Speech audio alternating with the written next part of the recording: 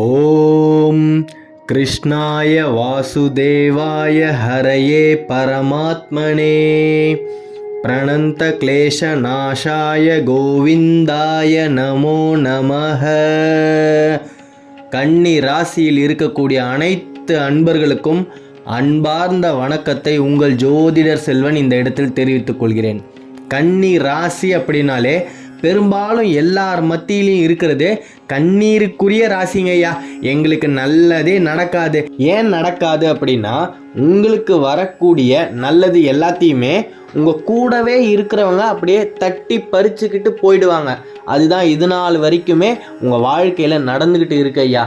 60-70 வயசு ஆனாலுமே நீங்கள் குடும்பத்துக்காக சின்ன வயசுலேருந்து இப்போ வரைக்கும் பாடாப்பட்டிருப்பீங்க, ஓடா தேஞ்சிருப்பீங்க.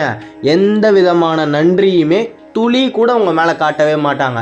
இன்னமும் உங்களால் ஏதாவது ஆதாயம் நடக்குமா அப்படின்னு எதிர்பார்த்துக்கிட்டு வேணால் இருப்பாங்களே தவிர, நீங்கள் இவ்வளோ கஷ்டப்பட்டு இருக்கீங்களே அப்படின்னு உங்கள் மேலே கரிசனையே வரவே வராது. அதற்கு காரணம் உங்களுக்கு இருக்கக்கூடிய நேர்மை தான்.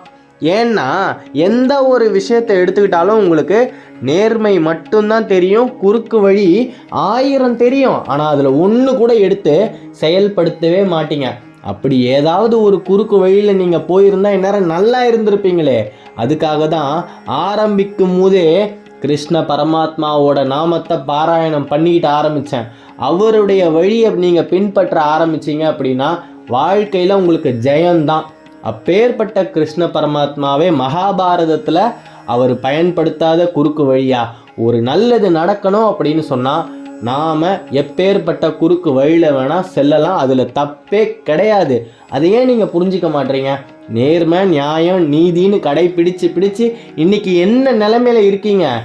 ஒட்டுமொத்த உறவுமே உங்களை ஓரம் கட்டி வச்சுட்டாங்க. நீங்கள் நம்பினவங்க அத்தனை பேருமே உங்களுக்கு திருப்பி கொடுத்த பரிசு அப்படின்றது துரோகம் மட்டும்தான். சரியா? இன்னைக்கு மன உளைச்சல்ல யார் உட்கார்ந்துருக்கிறது? நீங்கள் தான். இது அத்தனையுமே இந்த ஜூன் மாதம் மாறியே தீரும். மிகப்பெரிய மாற்றம் உங்களுடைய வாழ்நாளில் நடக்க போகிறது. கன்னி ராசி அப்படின்றது இனிமே கண்ணீருக்குரிய ராசியே கிடையாது, இன்பத்துக்கு உரிய ராசி அப்படின்னு மாறக்கூடிய ஒரு பொன்னான காலம். கன்னி ராசியை பொறுத்த வரைக்கும் புதன் பகவான் தொழில் ஸ்தானத்தில் இருந்து லாபஸ்தானத்துக்கு இந்த ஜூன் மாதத்தில் 2 இடத்துல அவர் சஞ்சாரிக்க இருக்கிறதால உங்களுடைய தொழில் கண்டிப்பாக முன்னேற்றம் அடைந்தே தீரும். எந்த ஒரு விஷயத்தை நீங்கள் தொழில் ரீதியாக பண்ணணும் அப்படின்னு முடிவு எடுத்தீங்கன்னா தயவு செய்து புதன்கிழமையில் ஆரம்பிங்க. பொன் கிடைச்சாலும் புதன் கிடைக்காது அப்படின்ற பழமொழி ஒரு பக்கம் இருந்தாலும் கன்னி ராசிக்குரிய அதிபதி யாரு?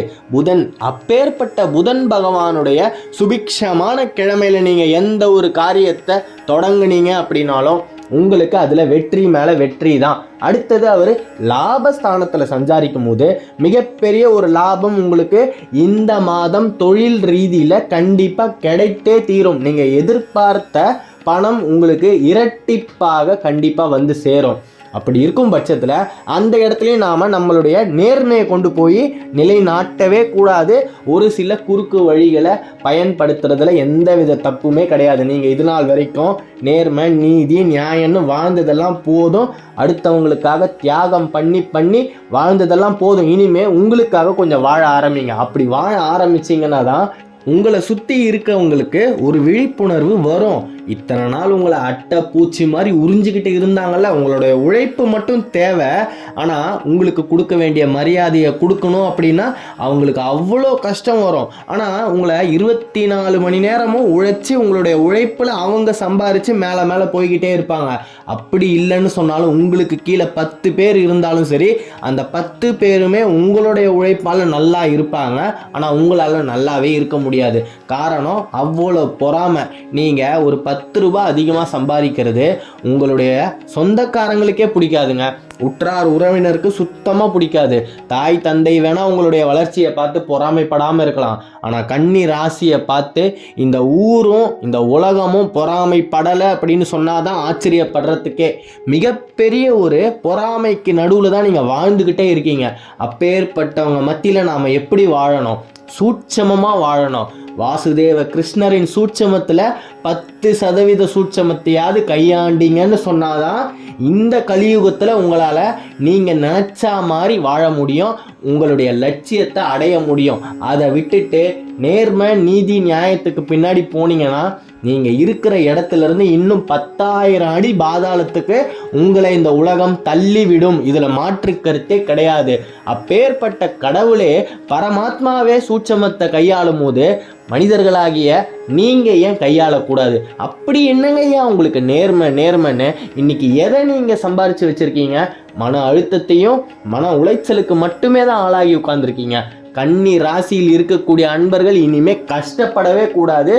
இந்த 2024ஆம் குரோதி வருடம் உங்களுக்கு அவ்வளவு மங்கள யோகமாக இருக்குது. நீங்கள் நினைத்தது அத்தனையுமே நடந்தே தீரும். உங்களுடைய குடும்பத்தில் சுப நிகழ்ச்சிகள் நடைபெறும். இதில் மாற்று கருத்தே கிடையாது. விவாக பாக்கியம் உண்டு. 35 36 வயசு ஆகியும் கல்யாணமே ஆகாமல் இருக்கக்கூடிய கன்னி ராசி அன்பர்களுக்கு இந்த ஆண்டு நிச்சயமாக விவாக பாக்கியம் உண்டு.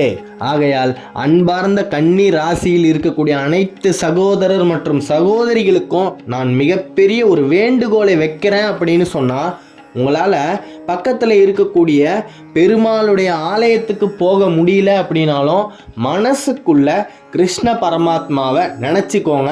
மிகப்பெரிய ஒரு மாற்றம் நடந்தே தீரும். நீங்கள் அப்பேற்பட்ட வாசுதேவரை உங்களுடைய மனசுக்குள்ளே நினைக்க ஆரம்பிச்சிட்டீங்க அப்படின்னாலே அவருடைய வழியில் நீங்கள் நடக்க ஆரம்பிச்சிடுவீங்க. அவர் எதையெல்லாம் பின்பற்றினாரோ அதையெல்லாம் நீங்களும் பின்பற்றணும்னு யோசிக்க ஆரம்பிச்சிடுவீங்க. அப்போ யாராலையாவது உங்களை ஏமாற்ற முடியுமா?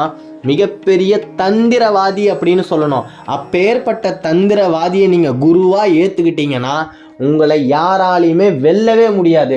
கன்னி ராசியின் மிகப்பெரிய சூட்சமுமே இதுதான். இது நாள் வரைக்கும் தெரியாமல் இருக்கிறீங்க அப்படின்னா அது உங்கள் தவறே கிடையாது. இதை தெரிஞ்சவங்க கன்னி ராசியில் இருக்கக்கூடியவர்கள் இன்னமும் வாழ்க்கையில் ஜெயிச்சுட்டு தான் இருக்காங்க. நீங்கள் கன்னி ராசியில் இருக்கக்கூடிய ஒரு செல்வாதிபதியாக இருக்கட்டும், ஒரு மிகப்பெரிய தொழிலதிபராக இருக்கட்டும், அவர்கிட்ட எப்படியாவது நெருங்கி அவர் பக்கத்தில் உட்காந்து விசாரிச்சிங்கன்னா தெரியும் அவருடைய குலதெய்வம் ஏதாவது ஒரு தெய்வமாக இருக்கும். ஆனால் அவர் 90% அவருடைய மனசுக்குள்ள கிருஷ்ண பரமாத்மாவை நினைத்து கொண்டிருப்பவராக தான் இருக்கணும். நிச்சயமாக நீங்கள் பரமாத்மாவை பின்பற்றினீங்க அப்படின்னு சொன்னால் இந்த பிரபஞ்சமே உங்கள் பின்னாடி தான். அத்தனை கிரகங்களுமே உங்களுக்கு நல்லதை மட்டுமே தான் கொடுக்கும், நற்பலன்களை மட்டுமே தான் உங்களுக்கு கொண்டு வந்து சேர்க்கும். ஏன்னா அப்பேற்பட்ட ஒரு சேஷ்டமான குணாதிசயங்களை கொண்டவருங்க. அவருக்கு தெரியாத சூட்சமும் அப்படின்றது இந்த பிரபஞ்சத்திலே கிடையாது. மிகப்பெரிய சக்தி வாய்ந்தவர் அப்படின்னு தான் சொல்லணும். கிருஷ்ண பரமாத்மாவை நீங்கள் இன்னைக்கு மனசில் நினைக்க ஆரம்பிச்சிட்டீங்க.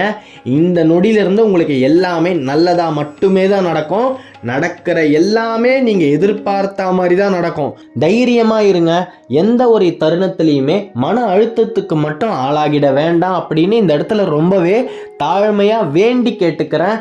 சனி பகவான் வக்ர பயிற்சி அடைஞ்சிட்டாரு அப்படின்றதுனால எந்த ஒரு கலக்கமுமே கன்னி ராசியில் இருக்கக்கூடிய அன்பர்களுக்கு வரவே கூடாது. மிகப்பெரிய ஒரு பிரபஞ்சத்தில் மிகப்பெரிய ஒரு சக்தியை நீங்கள் பின்பற்றிட்டீங்க அப்படின்னு சொன்னால் சனி பகவானே உங்களுக்கு ஆதரவாக மாறிடுவாருங்க ஐயா. அப்படி இருக்கும்போது நீங்கள் எதுக்காகம்மா கலங்கணும்? இனிமே கன்னி ராசியில் இருக்கக்கூடிய அன்பர்களின் கண்ணில் இருந்து கண்ணீரே வரக்கூடாது. உங்களுக்கு நாளும் நடக்கும், அந்த நாளும் நல்லதாகவே நடக்கும். தைரியமாக இருங்க. ஜெயம் உண்டாகட்டும். ஜெயிக்க பிறந்தவர்கள் தான் கன்னி ராசி அன்பர்கள். கன்னி ராசியை பற்றி நீங்கள் தொடர்ந்து தெரிஞ்சுக்கணும் அப்படின்னா இந்த சேனலை சப்ஸ்கிரைப் பண்ணிக்கோங்க.